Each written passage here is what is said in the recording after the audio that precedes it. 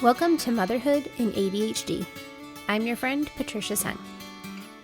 My mission is to be a lighthouse for mothers with ADHD, helping you find your path to success by learning to appreciate your ADHD as an asset. I'm seeking to change the paradigm that ADHD means your life is doomed to be a hot mess. So I'm sharing strategies and encouraging you in your pursuit of happiness to love who you are every day of your ADHD life.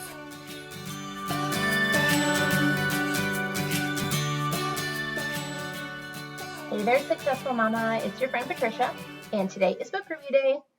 I have really gotten into reading in the last year or so after a many-year sabbatical, and I just think it is so great for moms to have a way to put something intellectual into your brain that even if it's just a couple minutes a day, it's so good for you to input something new and have something interesting to talk about with others when you meet them, besides all the vomit you cleaned up yesterday, because y'all, I cleaned up a lot of vomit yesterday and most people don't want to hear about that. So I'm glad I have something else to talk about them than that horrible car ride experience yesterday. So let's jump into today's book. It is Brene Brown's The Gifts of Imperfection. Let go of who you think you're supposed to be and embrace who you are. Brene is a shame researcher, and she is a Houston hometown girl. And her whole premise in shame researching is, how do we find this idea of wholeheartedness in our lives? So what exactly is wholeheartedness? The questions that she looks at in her research: how do we engage in our lives from a place of authenticity and worthiness? How do we cultivate the courage, compassion, and connection that we need to embrace our imperfections and to recognize that we are enough, that we are worthy of love, belonging, and joy? So it's some pretty hefty questions about life as a whole. In the book, she starts out with explaining what is this concept of wholehearted living. And she talks about like courage and compassion and connection. And then the next section's on like love and belonging and being enough. And I'll be honest, I got a little bogged down here at the beginning. It was a little boring. And I was like, oh yeah, compassion, check, love, check, blah, blah, blah. And I really wasn't getting the setup, but I'm glad that I kept on trudging through because I absolutely loved this book. That setup of understanding was important, even though I was dragging through it. Okay, so I'm going to read you a little excerpt from the book. And the funny part is, this is when I was going back through like my notes of like where I had highlighted when I was reading it. And this is the part where I was like not really putting all the pieces together and I was struggling. So it's funny that like this is actually one of my favorite parts, that the first time around I did not get this. And now I'm like, wow, this is good stuff. Okay.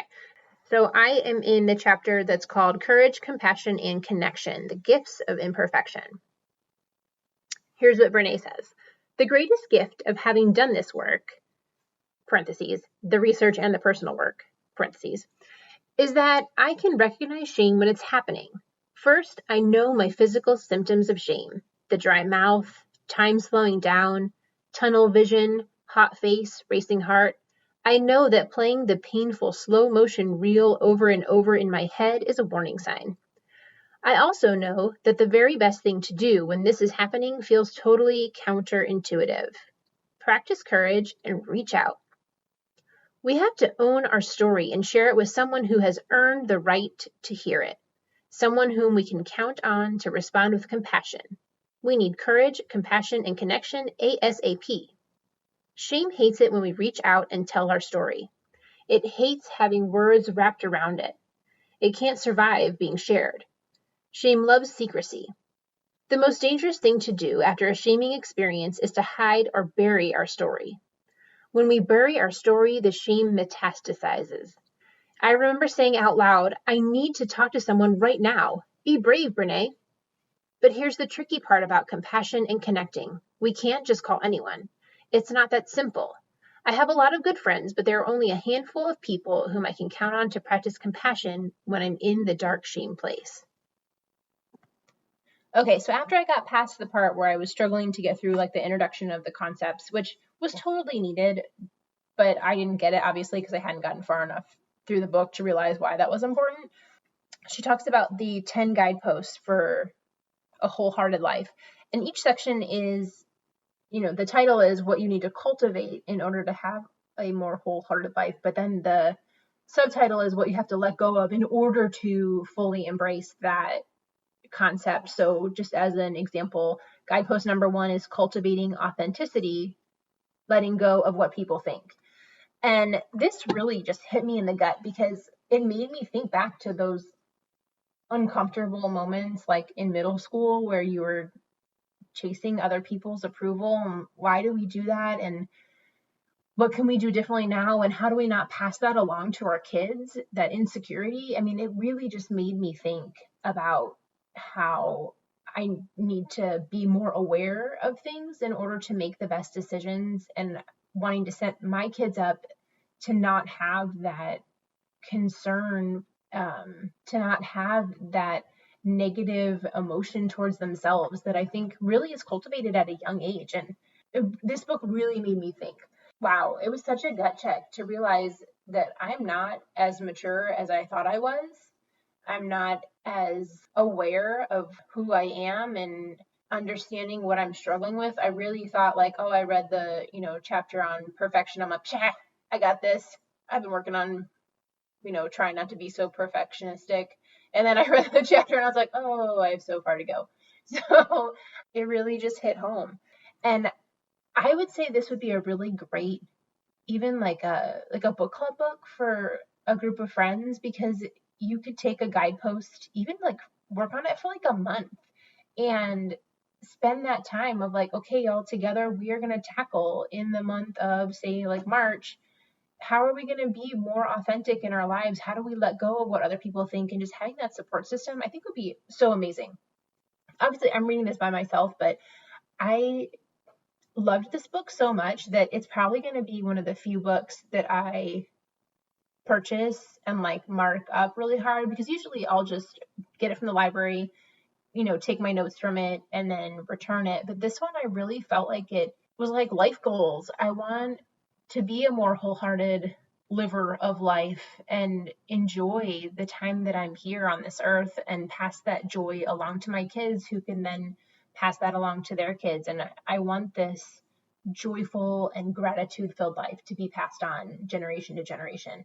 For sure, I'm going to go get this book and spend time working on it. And the good part is this book's really short. It's actually only a little over 100 pages. And Brene is adoringly raw and honest in the way that she talks about things, the stories she tells about her. She calls it the breakdown, and then it's crossed out, and it's like spiritual awakening that she dealt with after doing all the shame research and realizing, wow, I have so much work to do. I can't go on living like this. And she was in such a state of anxiety. And I totally identify with that, because I can be a very anxious person if I'm not very attentive to my needs. She shares stories that I would be afraid to share with my best friend, let alone the grand public. I know that I want to spend time sewing into these different areas and spending time making my life more authentic. And I think that's not something you can solve in a week, obviously. I think it's something you have to work on for a lifetime, but yet if you focus on it for a little bit, I think we could make some really great changes. So this is one of those few books that is going to be on my shelf or maybe in my Kindle forever. One of the favorite things I got out of it was that in order to help you all, that this work that I'm doing in myself to be so open and honest with y'all about what I'm struggling with really is purposeful and worth it, because it is so scary to sit here and tell the internet how you feel about things when you're struggling. But one of the quotes that Brene put in her book was her friend Catherine Center. It says, "You have to be brave with your life so that others can be brave with theirs."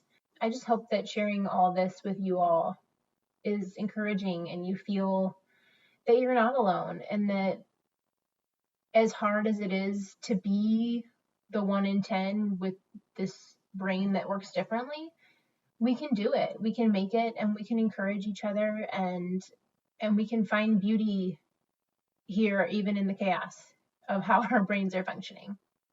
And so, sweet mamas, I hope that you'll take the time to read Brene Brown's book.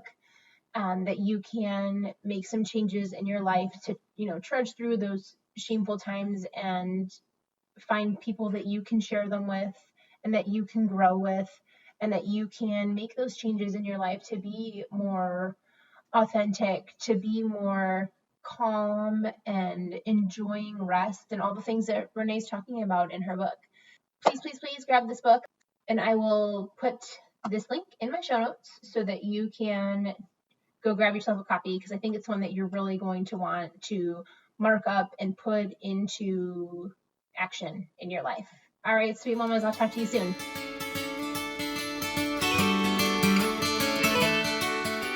Hey there, successful mama. Has this podcast helped you, even just a little bit? If so, I would love for you to share it with a friend. Share it with another mama at school, share it on social media, wherever you think there might be another mama who could use a little encouragement that she is not doomed for the hot mess express. Thank you for listening to Motherhood in ADHD. For more resources, head over to our website, www.motherhoodinadhd.com.